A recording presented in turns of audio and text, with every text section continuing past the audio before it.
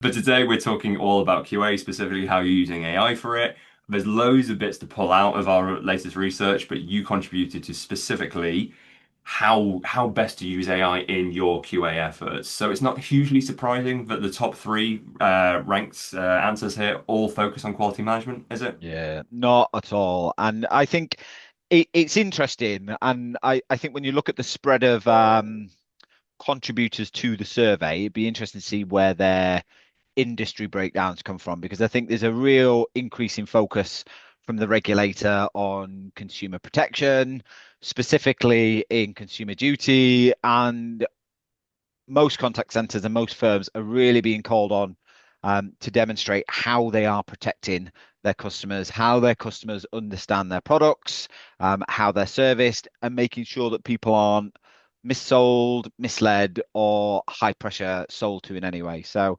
it's really interesting to see how all of those kind of fall out, and the fact that AI is up there and quality management is up there. I think it is quite a telling story of where the industry is moving to.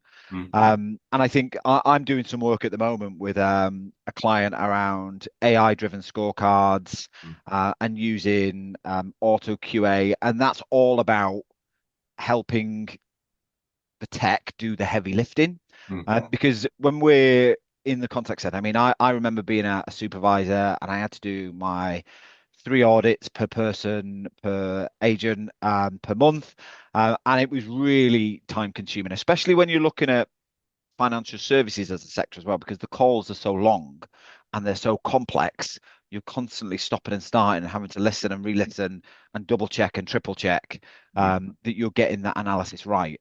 We're only ever really skimming the surface when we're doing that manual QA check. So I think the fact that people are moving to and gravitating more towards speech analytics, auto QA, conversational AI is a real key sign of the times, especially in the regulated landscape. That's where I think the biggest gains can be made, I think. I think it's a natural spot for first movers to move into, really, when you look at it. If you look at the pressures they're under to remain compliant, elements like auto QA are such easy fits there, but quite crucially, you have to get it done right. Ultimately, when you look at sort of what we traditionally monitor here, so traditionally it's usually about 1 to 3% of customer interactions are being monitored. Yeah. If you had the option of 1 to 3 or 99% of customer interactions being monitored, why wouldn't you want the 99%? Well, The question then becomes, do you want 99% of um, customer interactions monitored okay, or do you want 1 to 3% monitored perfectly? And that's the balance you need to find.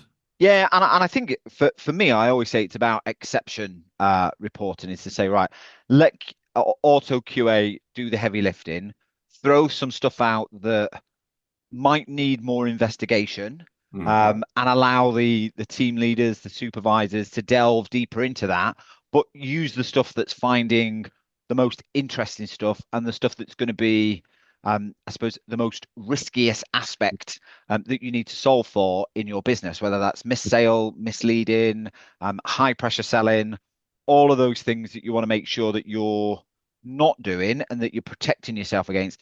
That's the stuff you want to be surfacing to your team leads to say, right, go and check some of these because we think there could be some instances of something not quite right, or actually there's some real clear instances of vulnerability that's been missed, or there's some real clear instances of customer dissatisfaction that's been missed and we can't see a complaint logged against it. So it really helps get proactive in that space and gives you that visibility Mm. that we as humans just don't have the capacity to be able to get to. So I think it's about protectionism, but protectionism of the right things, and sizing that and scaling that up to protect you against potential risks from a compliance breach, from a regulatory infringement. And also supporting the agents and kind of giving them the development and support and the direction that they need based on the conversations that they're happening. You ain't going to get that with 1 to 3% of your customer conversations being monitored. I like the way you brought up supporting the agents there. Obviously, it's quite a tight spread when it comes to our data set on there. They're all within several percentage points of each other. Yeah. Agent coaching does feature on there as well. I think it's a very nice other side of the coin when we're talking about, let's say, Yeah. the QA on there. But you are right. I was going to ask you for sort of your key takeaways if you were looking at this as a CX leader, wanting to figure out where you start implementing this. But I think you summarized that really nicely. And Yeah, I mean, I think for me, auto QA is one of those things that when we talk about AI, we can get really caught up in the hype of AI, and we can kind of really over engineer sometimes some of the things that AI can do. And we start talking about AI and agentic AI and additional workflows to kind of take a lot of the work away from people. And we always look at it with the view of efficiency and how can potentially we use AI to reduce costs. I think auto QA is one of those aspects of AI that has a huge benefit to agent experience and agent knowledge gaps and bridging those gaps.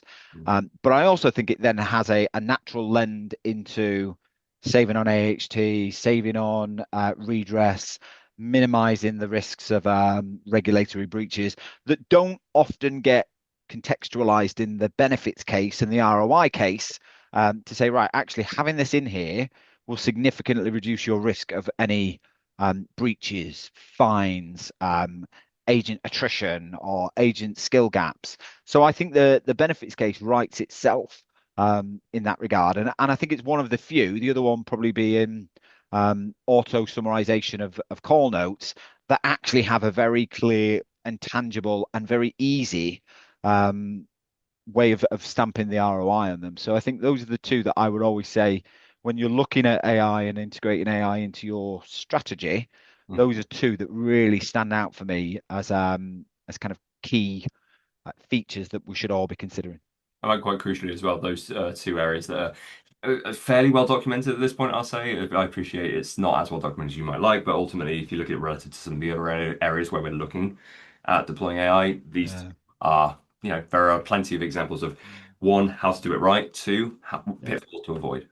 Yeah, and you know what? It's really right for you to bring out those pitfalls because the biggest pitfall that I see when people go to auto QA, and I've seen this where people have switched it off because they've just not got it right. So there's a client I was working with that bought a very well-known product and didn't set it up in the right way, and then had to switch it off because it just wasn't accurate enough. And I think the work that needs to go into get it right, get your scorecard right, get the questions right, get your indicators right, get your markers for what you're looking at for your key phrases and your key words. There's a lot of work that goes into preparing the system for that. That if you don't quite get right, isn't going to give you the benefit that you might think it could. So don't underestimate the amount of preparation and work that needs to go into the configuration of it before you deploy it. And I've kind of done loads of work in this space across different vendors, to be fair.